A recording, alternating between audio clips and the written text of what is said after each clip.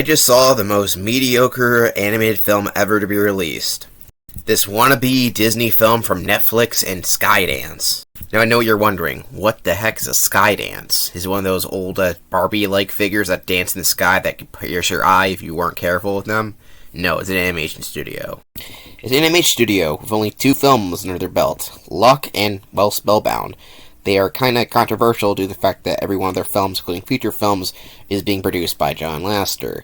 I do not really care about this controversy. It doesn't really affect the films themselves. However, there is an element of these films feel like cheap Disney knockoffs. I haven't seen Luck, but I have seen Spellbound.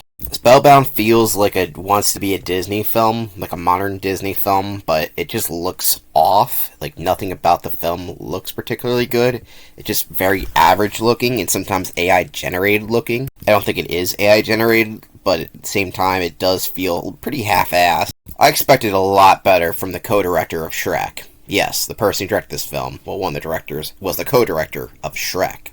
And I guess that's how they got John Lithgow in the film. Lord Farquaad is in this film. He's one of the more notable characters because he actually does a pretty good performance. Spellbound is a pretty bland and generic film that doesn't do a whole lot of its animation.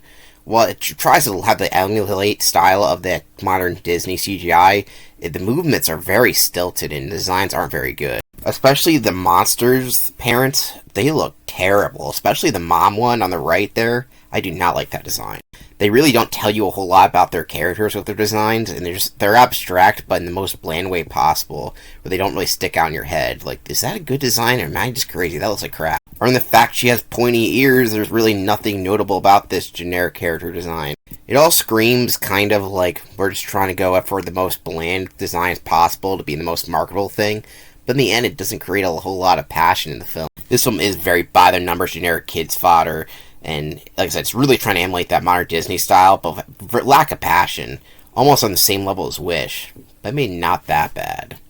The script feels like it was not very well written out, as everything just goes by, like, oh, this is happening now, oh, they're going for that the whole time, that should have been developed way earlier in the film. And most of the film has to be explained through the song numbers, which are okay, but they should be a lot better, seeing as the songwriters are Alan Menken and Glenn Slater. They worked on this great film together, one of the best Disney films, and Alan Menken's done a lot of Disney films. Most of the songs are trying to make up for the fact that they don't have a lot of story to go on, they have to explain most of the background, but it feels a little too rushed, and they just don't really work that well. Compositionally, Alan Menken does a great job like always, but lyrically, Glenn Slater is really trying to make it work, but it just doesn't work. The main issue is the story, which on paper doesn't sound bad, but execution is pretty eh. So there's this undefined kingdom that we really barely see other than the castle and the outskirts of the actual kingdom itself, which is not very good world building. Where this princess character, who I don't even remember the name of because none of the names stick out in my mind, even though I think they said it like multiple times, she immediately breaks the fourth wall in a very uncanny way because the character does not look right looking at the screen. It's not done well, and Kanto did it better. Her parents are monsters. Oh, well, they weren't monsters, but they turn into ones. They don't talk, and they kind of act like bad-behaved dogs.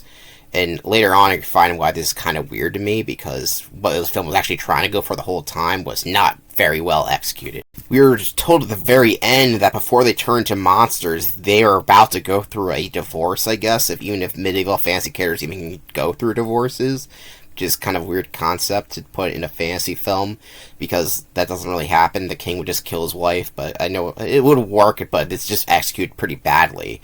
The only problem with this is once they turn to monsters, they're just acting antagonistic toward everyone, and not really towards each other. It just revealed at the very end that, oh, they actually didn't like each other anymore. And this wouldn't be bad, but like I said, this was poorly executed. They should have established that these monsters didn't like each other more than anyone else. That would have made the film work better near the end, and have them not talk until the very end of the film or halfway through. Yet, despite how important these characters are, they don't talk until halfway through the film. They randomly start talking again, and they, like, I guess, get a little possessive over their daughter, and they're like, oh, we gotta be there for our daughter, but we don't have to be with each other, which is fine message, even if it isn't that most original one. But like I said, so underdeveloped that just Aim's like, well, oh, that's what it was going for? I did not know that. The pacing is also very off. This movie is like an hour and a half, which is pretty typical for a film, especially a kid's film. But it also it feels like nothing happens, but it's also going at a really fast pace. It's really strange. And that's really it this movie has. Yeah, the main ending was the main juxtaposition of the film. It's just characters walking through a forest. John Lithgow is a little purple guy saying, "Oh, I don't want to be a little purple guy anymore." And then he sings a song about how he actually wants to be a purple guy. And how the main character just sings songs over and over again. She's voiced by Rachel Ziegler, who's actually a pretty good singer. And not a bad actress, despite the fact that conservatives would hate on her because she said Disney talking points in interviews because Disney wanted her to say that, and they had to oh, she's a bed for doing that. Disney made her say those lines. I don't know what you want to say. She's not pretty good in this, and is for a character that doesn't have a lot going for it. She does put her all into a character. She really should have been an animated Disney princess rather than a live-action one. And yes, Snow White live-action movie is going to suck, but it's not going to be her fault. If anything, Gal Gadot will be the worst actress of the two, because Gal Gadot can't act to save her fucking life. Well, I haven't seen Luck. If this is Skyden's second film, well, you guys got a lot to go before you can actually make a well-earned animated film, because even this backdrop here is just kind of generic.